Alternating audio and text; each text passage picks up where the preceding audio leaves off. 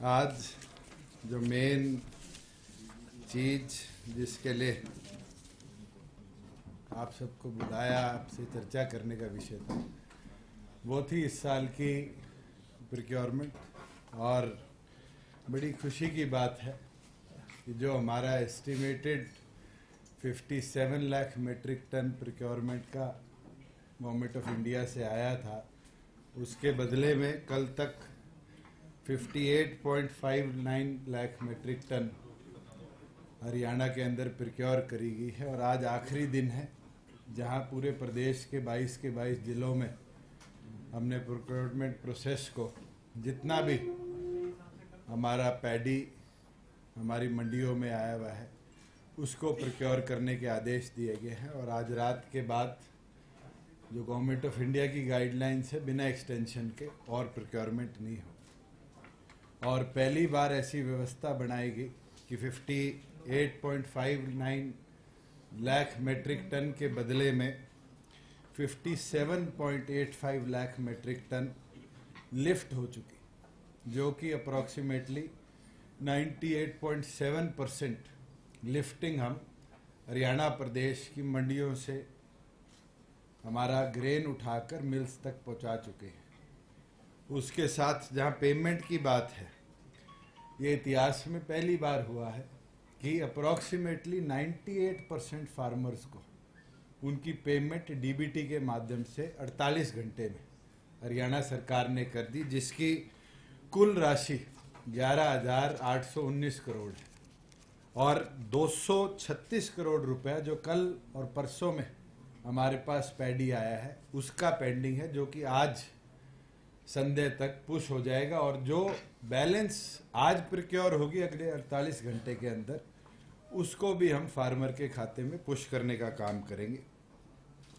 हरियाणा प्रदेश में 1456 मिल्स इस बार रजिस्टर हुई हैं, जो कि मिलिंग करेंगी।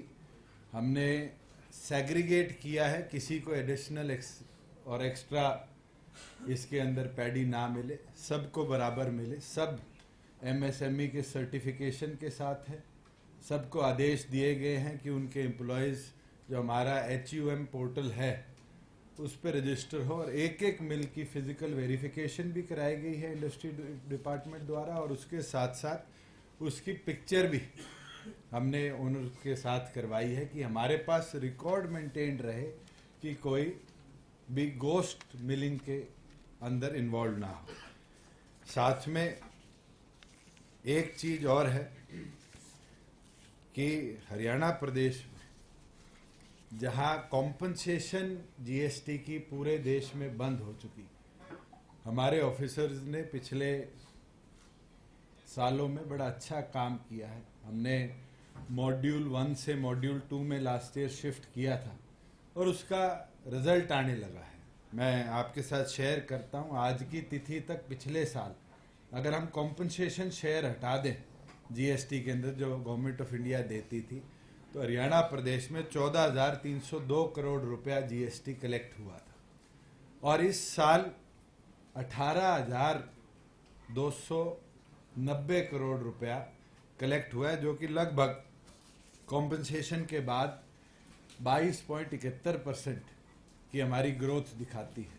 और उस ग्रोथ के साथ साथ सबसे अच्छी चीज ये है कि देश के अंदर अगर हम स्टेट्स कंपेयर करें, कंजम्पशन और प्रोडक्शन बेस्ड स्टेट्स, उसमें हरियाणा नंबर 1 पर है। और हमारे से 3 ही प्रदेश आगे हैं, जिसके अंदर सिक्किम जो कि छोटा प्रांत है, गोवा छोटा प्रांत है, और तीसरा दिल्ली जो कि सिर्फ कंजम्पशन बेस्ड है, प्रोडक्शन बड़ी लिमिटेड है। तो ओवरऑल हम देखें तो देश भर में टैक्स कलेक्शन पे जो ग्रोथ रेट प्रोजेक्टेड था, उसके अंदर हरियाणा ने बड़ा अच्छा 22.71% की ग्रोथ दिखाने का काम किया है। और उसका हमें सम्मान भी अलग अलग जगह मिला, गवर्नमेंट ऑफ इंडिया की तरफ से मिला, और TOIL के पिछले दिनों जो अवार्ड्स हुए उसके अंदर हरियाणा को सिल्वर कैटेगरी से गोल्ड कैटेगरी में शिफ्ट किया एज अ रिफॉर्मिस्ट स्टेट, जिसने रिफॉर्म्स अपनाने का काम किया। और जीएसटी के अंदर हमने स्पेशल यूनिट्स बनाए हैं, जो कि हेडक्वार्टर लेवल पर भी है और फील्ड लेवल पर भी है, जो टैक्स लीकेजेस को भी रोक रहे हैं और कंज्यूमर टू जो distributor to consumer tax parity है, उसके अंदर भी रिफंड्स को और बेहतर तरीके से, फास्टर तरीके से हमारे प्रदेश में किया जा रहा है। जहां इस साल 18,290 करोड़ रुपए आज तक, अगर मैं 1 अप्रैल से लेके आज तक का मानूं तो आज तक आए। लास्ट ईयर आज की तिथि में 14,302 करोड़ रुपए था। एक्साइज की अगर हम बात करें तो लास्ट ईयर, क्योंकि हमारा एक्साइज ईयर 31 मार्च को ख़त्म नहीं होता, 6 जून को ख़त्म होता है, तो 7 जून से जब हम शुरू करते हैं, तो लास्ट ईयर भी इसी डेट को शुरू हुआ था, इस ईयर भी इसी डेट को शुरू हुआ था, तो हमारी जो ऑक्शन हुई थी उसमें 4,166 करोड़ रुपया ऑक्शन और एक्साइज ड्यूटी का आज की तिथि तक आया था। और मुझे खुशी होती है आपके साथ साझा करते हुए कि 23% की ग्रोथ के साथ इस साल 5,125 करोड़ रुपया हमने एक्साइज के अंदर, ऑक्शन के अंदर भी और ड्यूटीज़ के अंदर भी रिसीव करने का काम किया है। जो हमारी कमिटमेंट थी, हमारी तमाम डिस्टिलरीज, तमाम बॉटलिंग प्लांट आज के दिन सीसीटीवी मॉनिटर्ड है 24/7 विद बैकअप्स, और केवल मात्र डिस्टिलरी या डिस्ट्रिक्ट लेवल पर नहीं, आज उसका कंट्रोल रूम हेड ऑफिस में भी है कि हम पूरे टाइम उसको मॉनिटर भी कर सकते हैं, उसको देख भी सकते हैं। उसके साथ साथ फ्लो मीटर्स हमने इंस्टॉलेशन का प्रोसेस शुरू कर दिया है, और 28 फरवरी 2023 तक हरियाणा की तमाम डिस्टिलरी जो optimum government of India guidelines के हिसाब से जो नॉर्म्स हैं आईएसओ के, उसको फॉलो करते हुए तमाम डिस्टिलरी हमारी जितनी भी हैं वो फ्लो मीटर्स इंस्टॉल कर लेंगी। और इंस्टॉलेशन के साथ साथ हमारे पास कितना रियल टाइम प्रोडक्शन है उसका डाटा भी हेड ऑफिस के साथ सिंक्रोनाइज्ड रहेगा। लास्ट जो हमारी एक्साइज पॉलिसी थी उसमें एक हमने ऐतिहासिक कदम उठाया था जो कि देश में किसी ने नहीं अपनाया, वो है कि हमारे जितने वेंड्स हैं उनके अंदर POS system, point of sale system लगाया जाए। और मैं खुशी के साथ आपको बताता हूं कि 55% हमारे लिकर वेंड्स ने पीओएस को इंस्टॉल कर लिया है, और मैंने पिछले हफ्ते रिव्यू कर ये आदेश भी दे दिए कि जो भी लिकर वेंड 31 दिसंबर तक पीओएस सिस्टम नहीं लगाएगा उसको फिर हम पीनलाइज भी करने का काम करेंगे। 100% पॉइंट ऑफ सेल सिस्टम अब लिकर वेंड्स में 31 दिसंबर तक हम इंस्टॉल करने का काम करेंगे। मैं एक चीज़ आपको ज़रूर बता सकता हूँ कि हमारा जो 19-20 का एक्साइज ईयर था, हमने 6361 करोड़ रुपया उसके अंदर कलेक्ट किया था। 20-21 का जो कोविड का दौर था उसमें 6790 67,090 करोड़ रुपया 6790 करोड़ रुपया हमने कलेक्ट किया था। 21-20 का जो हमारा एक्साइज ईयर था उसके अंदर 7936 करोड़ रुपीस हमने कलेक्ट किया था। और इस साल जबकि हम सिर्फ मिड में है, अभी हमारा जो एक्साइज क्वार्टर है वो भी दिसंबर के अंदर 6 महीने पूरे करेगा, उसके बावजूद भी हम 5736 पर पहुंच चुके हैं। और जो हमारा एस्टिमेशन था 8900 करोड़ 9000 करोड़ का, मुझे ये अनुमान है कि हम 9500 करोड़ को इस बार पार कर एक नया बेंचमार्क हरियाणा प्रदेश में टच करने का काम करेंगे। उसके साथ बड़ी खुशी की बात है कि हरियाणा प्रदेश के 18 जिलों में पंचायती राज में जो हमने पीछे बहुत बड़ा एक ट्रांसफॉर्मेशन किया था जिसमें 50% शिक्षित महिलाएं हिस्सेदार बने पंचायतों में, और उसके साथ बैकवर्ड ए क्लासेस को भी उसकी जगह मिले, बड़ा सक्सेसफुली और पीसफुली इलेक्शन कंडक्ट हुआ है। 4 जिलों का आगामी 23 और 26 तारीख को है, और मुझे पूरा अनुमान है कि एक नया ट्रांसफॉर्मेशन पंचायती राज सिस्टम में भी आएगा।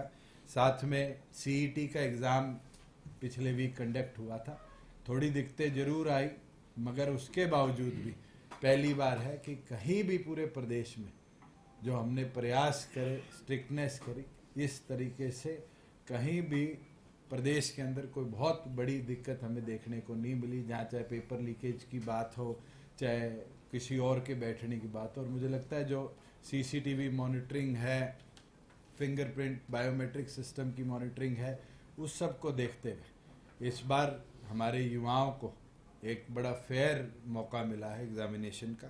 साथ में जो 2 हमारी एयर स्ट्रिप्स थी, भिवानी की जिसमें फ्लाइंग पीछे हमने शुरू कर दी थी, उसके बाद नारनौल को भी हमने एविएशन के ट्रेनिंग इंस्टीट्यूट के तौर पे डेवलप करने की प्लानिंग करी थी।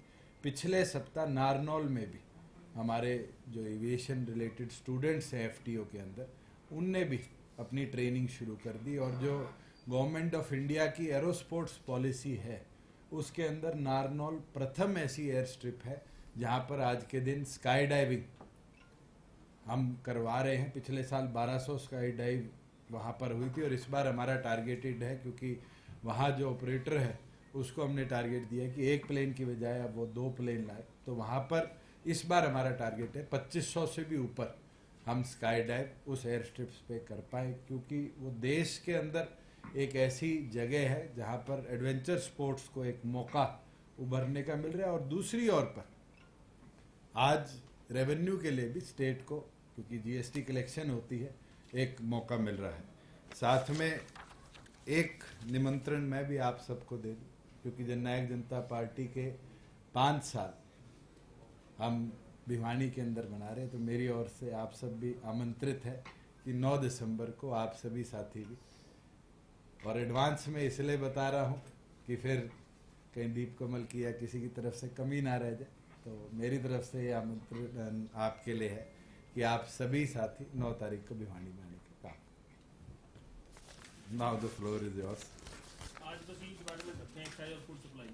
मैं सोचा रेवेन्यू को भी कुछ आएगा, फिर दोबारा आपसे मिलने का मौका मिल जाएगा। मिलते नहीं, आप 6 महीने मिलते ही नहीं, फील्ड में रहते हैं सारे जिलों में। नहीं, आज मैंने स्पेसिफिकली प्रोक्योरमेंट पे आपको बुलाया था, और बहुत पीसफुल, टचवुड और सक्सेसफुल प्रोक्योरमेंट हरियाणा प्रदेश ने देखा है कि जो गवर्नमेंट ऑफ इंडिया का टारगेट था उससे एडिशनल हमने आज प्रोक्योर किया है।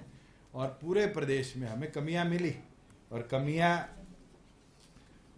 ये थी कि कई जगह गोस्ट मिलिंग के पहले हमें वाक्य सामने आए, तो हमने पीवीबी करवाने का फैसला लिया है, जो कि मिड दिसंबर से पूरे प्रदेश भर में शुरू होगी। मगर उसके साथ साथ जो फिजिकल वेरिफिकेशन करवाई है, उससे मिल्स की ऑथेंटिसिटी और मिल्स का जो आउटपुट है, क्षमता जो उसकी है, कोई क्षमता से फालतू ना स्टॉक ले रहा हो, वो टारगेट हम प्रॉपरली मॉनिटर कर पाए। ये फूड सप्लाई नहीं की है, फिजिकल वेरिफिकेशन नहीं, एमएसएमई विभाग से हमने पैरेलली करवाई, क्योंकि हर एक मिल का स्टॉक चेक किया है। नहीं, मिल्स की फिजिकल स्थिति क्या है, कितना उसका मिलिंग का आउटपुट है, वो सारा, क्योंकि एमएसएमई का पार्ट है, तो टेक्निकल साइड जो है वो वेरिफिकेशन एमएसएमई विभाग से हमने करवाई। लेकिन जो स्टॉक की फिजिकल वेरिफिकेशन वो फूड सप्लाईज ने ऑलरेडी पॉलिसी का पार्ट बना के डायरेक्शन दिए हुए हैं, जो कि डिप्टी कमिश्नर की अध्यक्षता में एक कमेटी बनेगी, और वो कमेटी इस सारे प्रोसेस को मॉनिटर भी करेगी ओवर द पीरियड। ये कोई एक बार पीवी का काम नहीं है, ये मंथली पीवी हुआ करेगी, क्योंकि जो हमें स्टॉक डिलीवरी का टारगेट है वो मई तक का है, और पिछले साल हमने अप्रैल में हमारा स्टॉक डिलीवर कर दे दिया था, क्योंकि कोविड और किसान आंदोलन के करके पंजाब से स्टॉक नहीं उठ पाया था। हम ये टारगेट इस साल भी ले रहे हैं कि मई में ना जाते हुए अप्रैल के अंदर ही हमारा स्टॉक पूरा डिलीवर कर। सर साइलोज बनाए जाने थे सर स्टॉक को रखने के लिए, कई जगह ये जो है स्टेट की तरफ से होने की जो है खबरें निकल के सामने आई, जिस तरीके से गेहूं खराब। स्टेट की तरफ से साइलोज का कोई प्रपोजल नहीं, गवर्नमेंट ऑफ इंडिया का साइलोज का प्रपोजल है, वो टेंडर एफसीआई ने कर रखा है, और मुझे उम्मीद है जल्द उस पर निर्णय हो तो साइलोज भी कंस्ट्रक्ट हो। जहां आपने बात कही कि फसल जो गोदाउनों में, ओपन गोदाउन में पड़ी थी, वो खराब हुई, ये डाटा एक बार का नहीं है, ये डाटा 2018, 19, 19-20 का है, जहां 44,700 या 800 कुछ मेट्रिक टन गेहूं खराब हुई है। उस समय एक्सेसिव रेनफॉल और लस्टर लॉस की प्रोक्योरमेंट के बाद ये स्टॉक रखा गया था, मगर ओवर द पीरियड, क्योंकि हरियाणा के अंदर last year excessive utilisation of stock हुई वीट की, क्योंकि पंजाब में ट्रेन्स की पाबंदियां थी किसान आंदोलन के दौरान, तो हमारा स्टॉक उठाया गया। उस समय जो जो स्टॉक रिजेक्ट हुआ, क्योंकि एफसीआई की जो पॉलिसी है वो है first in first out, FIFO, जो माल पहले रखा जाएगा वो माल पहले उठाया जाएगा। उसके अंदर जो कवर्ड गोदाउन थे उसका माल उठाया गया, ओपन गोदाउन का माल बाद में आया। मगर उसके लिए मैंने आदेश भी दे दी है कि जो डिस्ट्रिक्ट में हमारे administrative secretaries, IAS, senior IAS officer जो चंडीगढ़ से नोडल ऑफिसर्स लगाए हुए हैं, उनकी अध्यक्षता में एक कमेटी उस पूरे दौरान क्यों ये माल नहीं उठा, कितनी बार रिजेक्ट हुआ, कौन कौन रिस्पॉन्सिबल ऑफिसर्स है और उनसे रिकवरी समय अनुसार कैसे करी जाए। आज तो सिर्फ कैथल, कुरुक्षेत्र, करनाल की बात है। एक ऐसा मामला पहले फतेहाबाद का भी आया था। वहाँ जो उस समय के दौरान चाहे डीएफएससी हो, इंस्पेक्टर्स हो और अधिकारी थे, उनसे हमने जो लॉस हुआ था उसकी रिकवरी करी है। आज भी लगभग 83-84 करोड़ का ये क्रॉप जो है डैमेज हुआ है। इसके लिए कमेटी भी इंक्वायरी के लिए बैठा दी गई है। इसको ऑक्शन भी कर दिया गया है। ऑक्शन करके लगभग 44-45 करोड़ रुपए हमें अनुमान है कि विभाग को आएंगे। और उसके अंदर जो मुझे पता चला है लगभग 39 करोड़ हमारे पास आ चुके हैं। बचे हुए अगर स्टॉक पड़ा है उसको भी हम ऑक्शन करेंगे कि ये नॉन ईटेबल है, मगर इसकी यूटिलाइजेशन और जगह कैटल फीड में और जगह हो सकती है। मगर जो बैलेंस रहेगा और जितना क्रॉप लॉस होगा किसी को भी इसमें बख्शा नहीं जाएगा। ये पिछले 2 साल से मैं मॉनिटर कर रहा हूँ और इसके अंदर एक नहीं अनेक अधिकारी पहले भी फतेहाबाद के अंदर चार्जशीट हो रखे हैं, उनके खिलाफ एफआईआर भी हो चुकी है। और इस पूरे वाक्य में भी जो जो इन्वॉल्व होंगे उनके खिलाफ हम एफआईआर भी कराएंगे और उनको सख्त से सख्त सजा देने का भी काम करेंगे। इंक्वायरी कौन कर रहा है इसकी? एडमिनिस्ट्रेटिव सेक्रेटरीज हैं हर जिले के, जो एसीएस और पीएस रैंक के हैं। तीनों जिलों में करनाल, कैथल, कुरुक्षेत्र में उनकी जिम्मेवारी लगाई गई है कि वो एक अधिकारी अपने साथ फूड सप्लाईज का ले ले, एक फाइनेंस का क्योंकि अकाउंटिंग रिलेटेड मैटर है ले ले, एक कोई भी विजिलेंस या पुलिस की तरफ से अधिकारी लेकर एक कमेटी गठित करेंगे जो कमेटी इसके ऊपर आगे एक्शन लेने का काम करेगी। अभी स्टॉक की मूवमेंट क्या है, मतलब जैसे पिछले सालों में तो 44,800 के लगभग एमटी। अभी कितने, मतलब हमारे पिछले की पेंडेंसी क्या रही स्टॉक के मूवमेंट की? हमारे पास 2019-20 के बाद का स्टॉक लगभग निल है वीट का, क्योंकि 2 साल में गवर्नमेंट ऑफ इंडिया ने पूरे देश में अनाज वितरण जो पीडीएस का था उसको केंद्र की योजना के तहत 4.5 लाख करोड़ के आसपास का अनुमान है, इतने रुपए की राशि का गरीब आदमी को कोविड के उसमें फ्री में देने का काम किया है। तो उस दौरान हरियाणा, क्योंकि पंजाब बंद था, हरियाणा का स्टॉक लगभग निल के बराबर। ये जो डीसी ने कोई रिपोर्ट, प्रारंभिक रिपोर्ट जो दिया है उसमें कहा कुछ नहीं, कोई गड़बड़ नहीं। देखिए, एक रिपोर्ट नहीं है, पहले विभाग की रिपोर्ट थी, उसको डीसी के पास भेजा गया, डीसी की रिपोर्ट आई जिसके ऊपर मैं सेटिस्फाइड नहीं, और इसलिए हमने सीनियर आईएएस अफसरों की कमेटियां गठित करी है कि इसको री इंक्वायर किया जाए। अगर उस समय गीला स्टॉक प्रोक्योर किया गया, खराब स्टॉक प्रोक्योर किया गया, तो वो भी रिस्पॉन्सिबिलिटी उस समय के अधिकारियों की है, क्योंकि फीफो के माध्यम से first in first out material होना था और फर्स्ट इन वाला मटेरियल 2022 के अंदर भी आउट नहीं हुआ। इस दौरान भी अगर लैप्सेज रहे हैं कि क्वालिटी चेक नहीं करेगी, जानबूझ के ओपन प्लिंथों में माल छोड़ा गया, तो उन लोगों को भी हम इसके अंदर दोषी। एक बात, क्योंकि फूड सप्लाई की आप 3 साल से देख रहे हैं कि हमारे पास जब वीट का प्रिक्वायरमेंट होता है पूरे गोदाम में नहीं जा पाती है, वो ओपन में तो प्लिंथ में रखना ही नहीं, प्लिंथ लेवल उसका रखते हैं आपको स्टॉक में, तो प्लिंथ लेवल की वजह से तो कुछ। सुरेंद्र जी, इस साल कहीं भी ओपन प्लिंथ में फूड सप्लाईज हो, वेयर हाउसिंग हो या हैफेड हो, एक दाना इवन एफसीआई का भी ओपन प्लिंथ में नहीं लगा, क्योंकि स्टॉक पिछले 2 सालों में इतना हमने मूव किया है सदर्न स्टेट्स को कि हमारे पास हमारे कवर्ड गोदाउन्स भी खाली पड़े।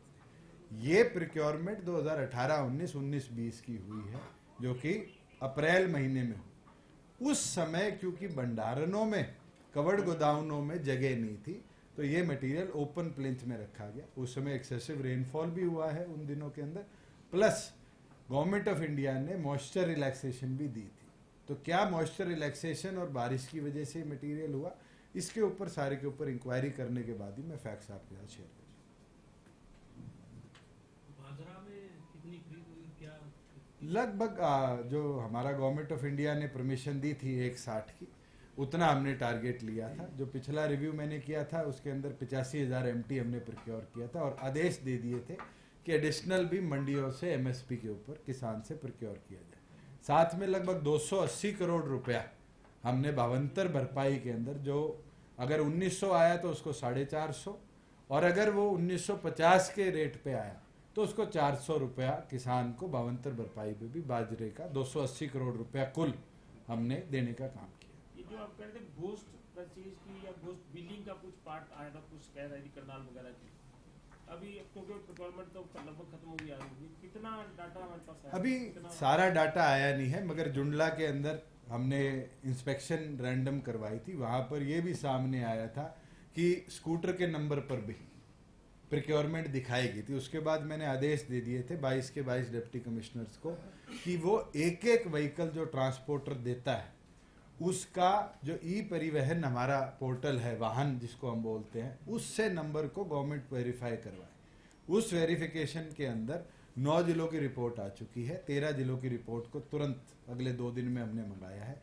उसके बाद हम इसको सिंक करेंगे कि कितने असलियत में ट्रकों में प्रोक्योरमेंट करेगी, लिफ्टिंग करेगी, मूवमेंट करेगी, और कितने ऐसे गोश्त प्रोक्योरमेंट। 9 में तो कोई नहीं मिला अभी। 9 जिलों का भी मेरे पास डाटा इन हैंड नहीं है, क्योंकि 1 मिनट में हजारों ट्रक्स को आप नहीं मॉनिटर कर सकते। एक कोई पलवल का अगर कोई धान करनाल में बेच सकता है?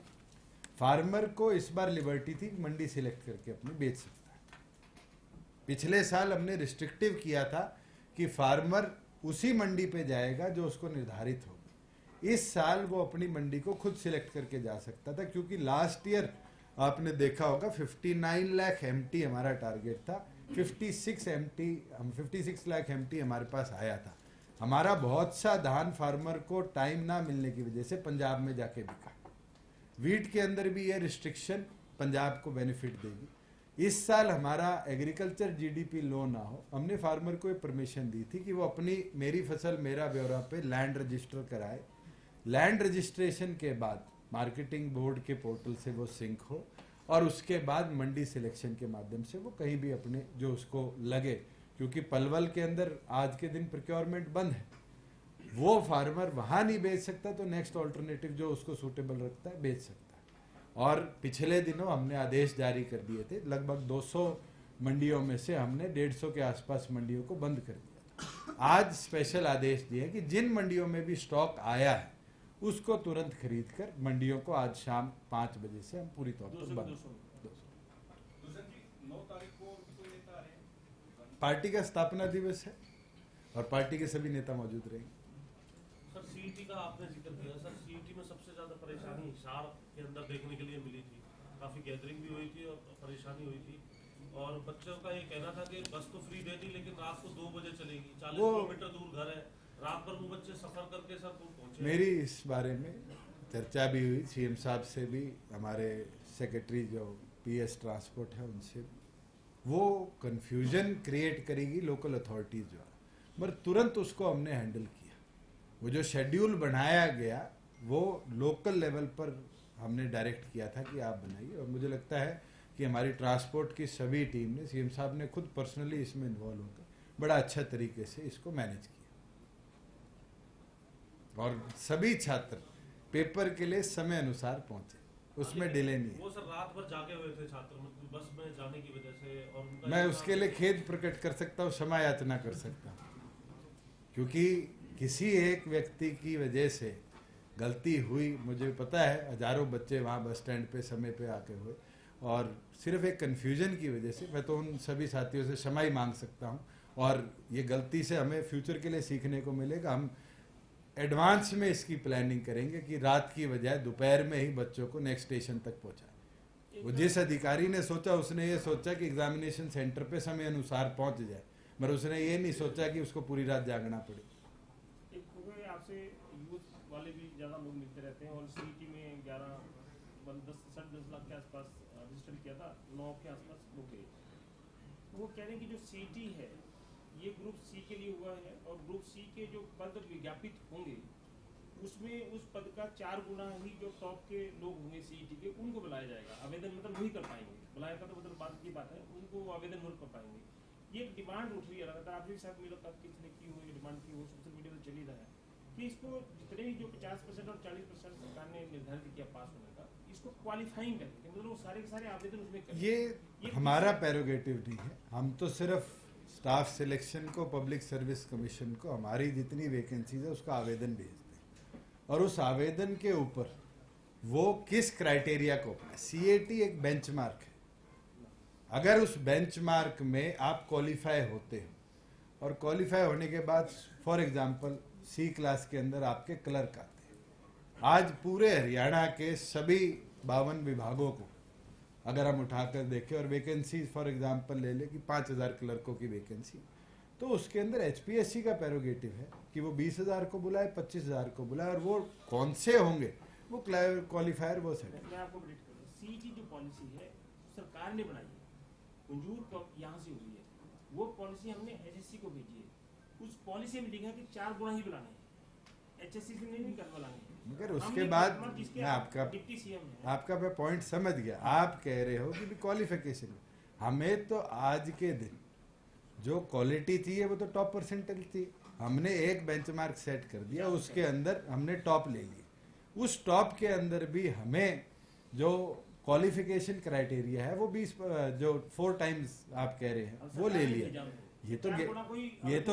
ये बेंचमार्क तो गेट्स का भी है। इंजीनियरिंग के लिए आज के दिन आपको आवेदन देना है तो आपका गेट स्कोर होता है। यही क्राइटेरिया नीट का भी है। अगर नीट में आप 700 ले आए, 600 ले आए, तभी तो आपको काउंसलिंग के लिए बुलाएंगे। 200 को काउंसलिंग में बुलाकर आज के दिन कोई बेनिफिट नहीं है। और मुझे लगता है पिछले साल नीट का जो बेस स्कोर था एमबीबीएस एडमिशन का, प्राइवेट और पब्लिक, वो शायद 570-72 के आसपास रुक गया। कितने बच्चे इतने थे जो 572 से नीचे थे जो बीडीएस में गए, उसके बाद 400 से नीचे थे वो आगे आयुर्वेदिक में गए। तो ये तो बच्चों के भविष्य पे है। They can prepare again, they can give CET again. प्रतिबंध तो नहीं है कि सीईटी आप एक बार दे सकते।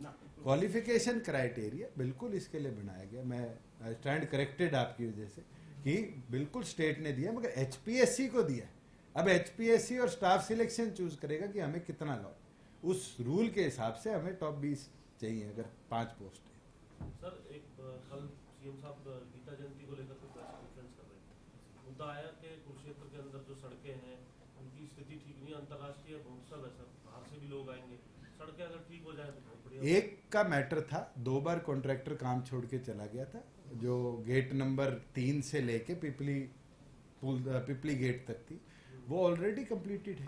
उसके सिवाय कोई इंटरनल हुड्डा की रोड है, कोई सड़क आपके एचएसवीपी के साथ साथ म्युनिसिपल लिमिट्स की है, तो विभाग निरंतर कुरुक्षेत्र जो डेवलपमेंट बोर्ड है केडीबी वो करता रहता है। और भी कोई एडिशनल होगा तो 25 करोड़ हम सभी विधायकों को दे रहे हैं। मेरे पास कल संध्या तक 17 विधायकों की इसमें 25 करोड़ में आवेदन आ चुके। हमने 17 के 17 को अप्रूव कर दिया। 23 ऑलरेडी हमारे हेड ऑफिस में आ चुके हैं जो मैंने रिव्यू लिया है, उसको भी हम within this week approve कर देंगे। बचे वो के लिए भी हमने एमएलए को रिक्वेस्ट कर दी है कि आप अपनी आवेदन को तुरंत भिजवाने का काम करें। 25 करोड़ पर कॉन्स्टिट्यूएंसी, जिसमें सड़क का एक्सपेंशन है, स्पेशल रिपेयर्स है, रीडेवलपमेंट है। स्टेट में नई सड़कों का कितने किलोमीटर तक निर्माण? अगर मैं 25 करोड़ का अनुमान लगाऊं तो 2250-90 कॉन्स्टिट्यूएंसी है। 2250 करोड़ का तो इसी के अंदर काम होगा। उसके साथ साथ हमारे जो एडिशनल प्रोजेक्ट जैसे दादरी महेंद्रगढ़ नारनौल 4 लेनिंग प्रोजेक्ट है जो पहले 8 ही किलोमीटर हो पाया था, वो पूरा होगा। उसके लिए लगभग 180-90 करोड़ का एक स्पेशल हमने प्रोजेक्ट डाला है। उसी तरीके से 3 ऐसे छोटे रोड्स हैं।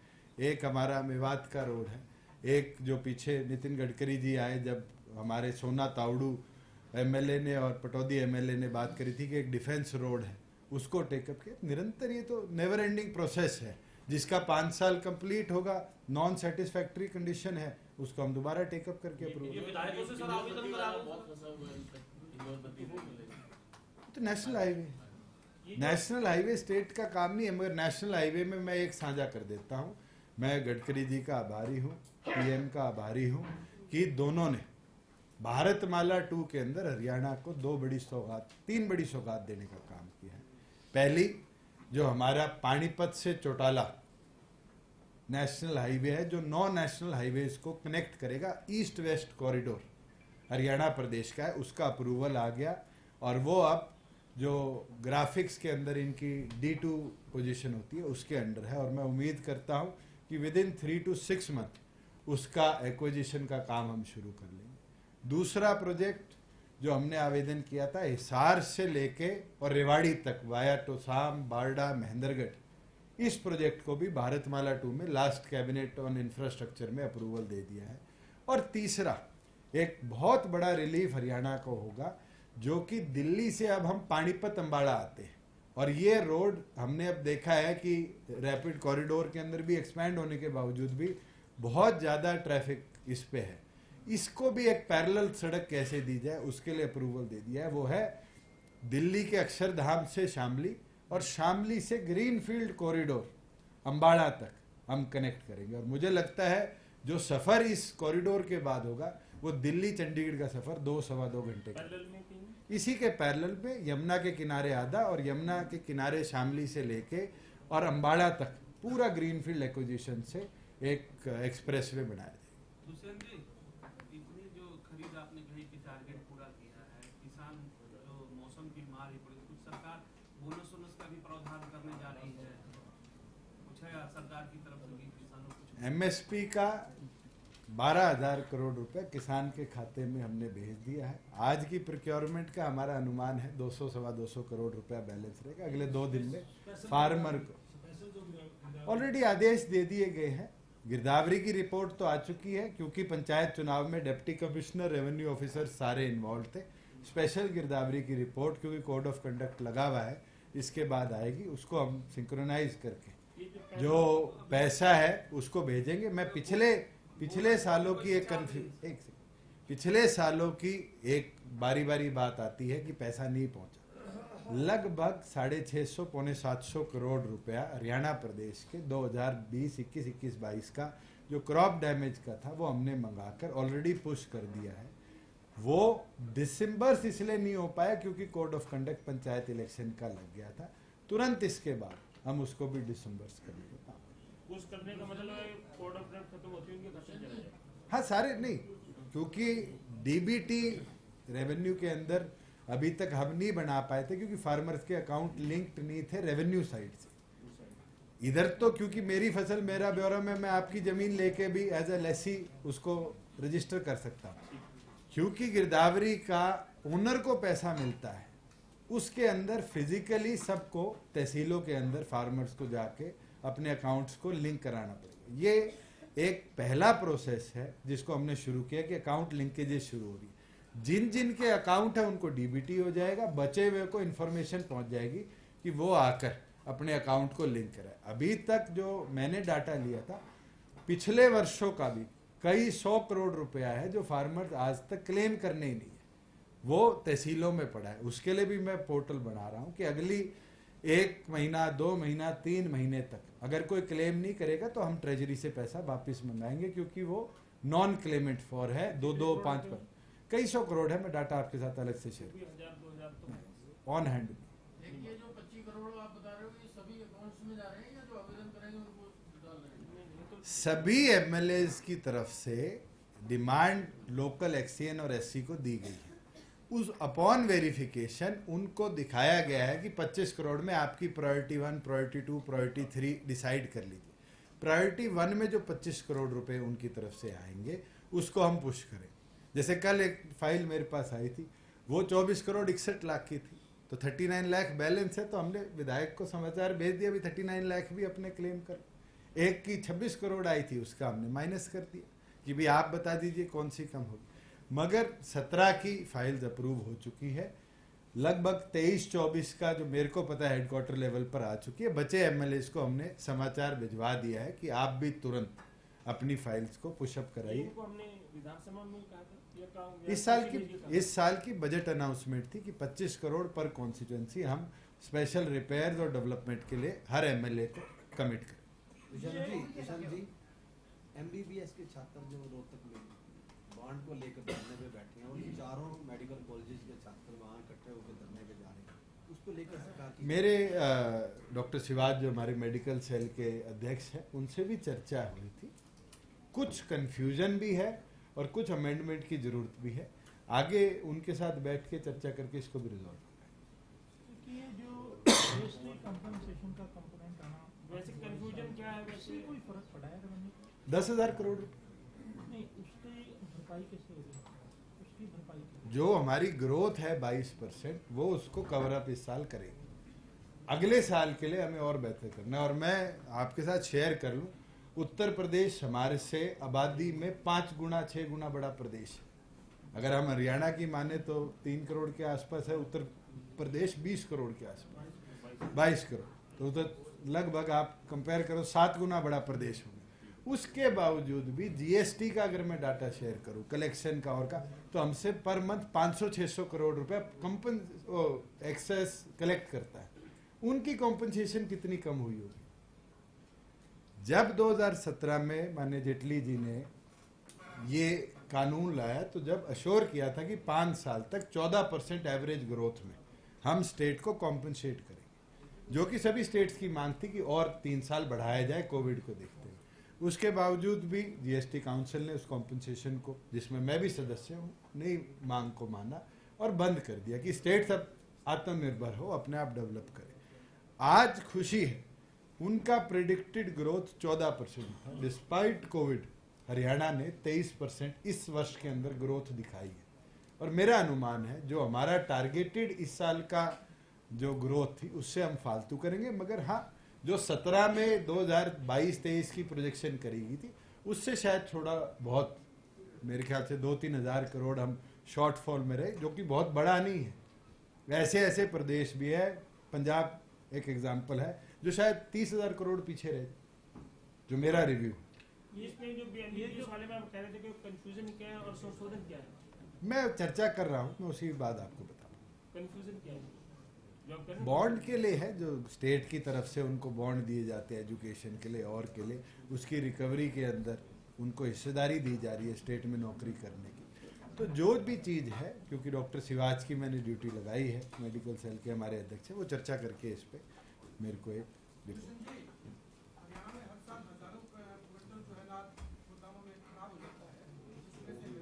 आप बहुत जल्दी आए हैं, उस पर मैंने ऑलरेडी बता दिया है। एसीएस लेवल पे कमेटी बना दी है और वो कमेटी 1 महीने में अपनी रिपोर्ट देगी। उसके बाद जो भी दोषी है, क्योंकि ये प्रोक्योरमेंट 18-19-20 की है, उनको सजा देने का काम करें। एक विषय थोड़ा पॉलिटिकल साइड में जाते हैं। 2 विषय जेजेपी से संबंधित चर्चा में सोशल मीडिया पे ज़्यादा में रहते हैं और अखबारों में भी रहते हैं। क्या जेजेपी के सभी एमएलए की नाराजगी की बात चल रही है? रामकरण काला की चेयरमैनशिप चली गई है, रामकुमार गौतम जी का तो सार्वजनिक है ही। मैं एक चीज कहूँगा, एमएलए की जो खबरें छप रही हैं उनमें वो मतलब छपी रही है, बस खाली। चलो मैं एक चीज आपको बोल दूं, हमारा कुनबा 10 का है और 3 साल पहले आप यही चीज पूछने लगे थे और आज भी पूछ रहे। कुनबा हम संभाल लेंगे और मजबूत रखेंगे, इसकी चिंता ना। मैं वही कह रहा हूँ, हमारा कुनबा हम संभाल लेंगे। नाराजगी नहीं है कोई ना? नाराजगी घर वालों के साथ होती है। आप मुझे बताओ, बाहर वालों के साथ नाराजगी कोई दिखाता है? और मैं एक चीज बता सकता हूँ कि नाराजगी छोटे से ही होती है, और मेरे से तो 9 के 9 उम्र में बड़े। ये तो मैं सहन कर सकता हूँ, सबसे बड़ी उम्र वाला तो ये भी सहन नहीं कर सकता। नहीं, हमारे संगठन में नहीं है, गठबंधन में। एक दूसरा विषय, जैसे आप उचित समझे जवाब देना, क्योंकि दिग्विजय जी का कोई बयान आया था बिना नाम के, कैप्टन वीनू बेनीवाल के बारे में उन्होंने कोई कहा था कि बहरूपी है, मुझे इसी शब्द है। क्या कैप्टन बेनीवाल का जेजेपी के साथ कोई संबंध? मैं इस पे टिप्पणी नहीं कर, मुझे लगता भी नहीं कि आज के दिन इस पे कोई टिप्पणी करने का औचित्य है। संबंध के बारे में भी नहीं, मैं टिप्पणी नहीं कर। आइए भोजन पे। अच्छा, एक निवेदन और कर देता हूँ, किसी भी साथी ने एक सेकंड परवाना जी, किसी भी साथी ने स्काई डाइविंग अगर करनी है तो मुझे बताइएगा, I will be more than happy आपके थ्रिल और एडवेंचर के अंदर आपको समय दिलवा। नहीं जी, इसके लिए जाना नारनौल पड़ेगा, वो एक ही जगह है इंडिया में। बताइए परवाना जी।